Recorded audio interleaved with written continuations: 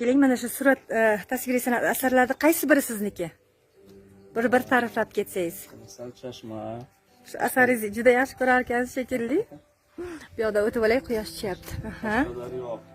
Qashqadaryo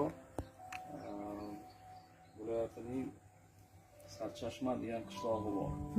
Tog'larning ichida u juda go'zal qishloq.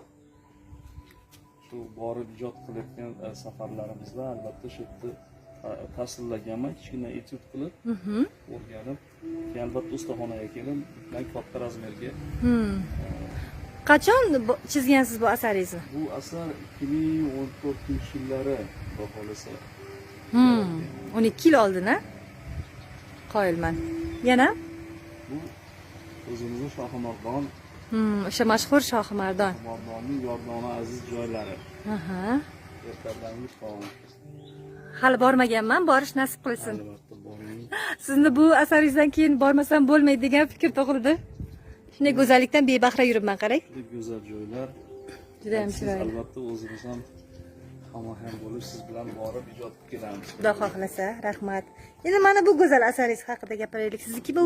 Ha, bu ham meniki. Bu Farg'ona shahrimizning eng qadrli joylarimizdan bu Al-Farg'oniyning maydoni, Al-Farg'oniy haykali. Shu haykalda doim tadbirlar, bayramlar bo'lsa, hamma Farg'ona shahridagi hammasi keladi, bu yerga mehmonlar keladi.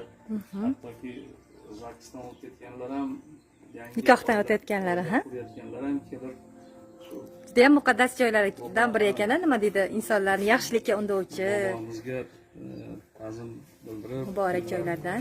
Ular qo'yib ketishadi qo'ylariga. Juda ham yaxshi.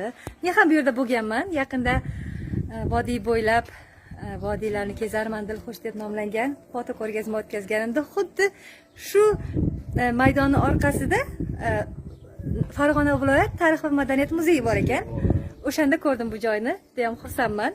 Xotiralarni yangiladingiz. Yana bu asarimda O'zbekiston xalq artisti Tavakkal Qodirov. Qarang qanday jonli. O'zbekiston bulbuli degan. Aynan, juda ham jonli tasvirlagansiz. Xuddi hozir qo'shiq aytib yuboradigandek turibdilar. Bu insonni Alloh rahmat qilsin. O'zim ham yaxshi tanirdim.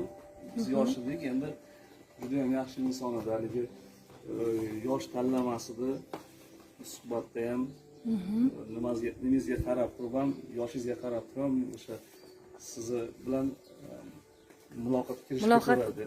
Demak,